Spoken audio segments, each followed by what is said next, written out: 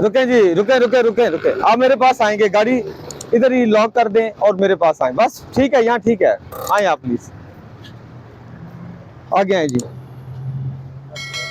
अस्सलाम वालेकुम, कैसे हैं आप? ठीक हैं? इस तरफ आ जाएं, थोड़ा सा पीछे आ जाएं ताकि नंबर भी आ जाए।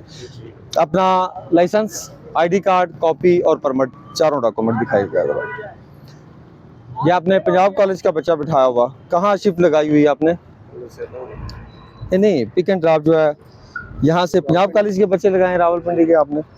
कलर सीधा से लेके आते हैं इनको। गाड़ी में फ्यूल है, यहाँ सिलेंडर यूज़ कर रहे हैं। फ्यूल किधर गए हैं अपना शाह जी? ये ला, गाड़ी की बुक किधर है आपकी?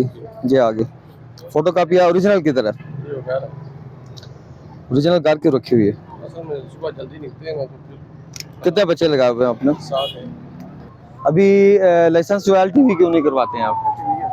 नहीं, कार LTV आ गया, बस LTV ठीक होगा। ठीक है, परमिट किधर है आपके पास? लोडिंग परमिट जो है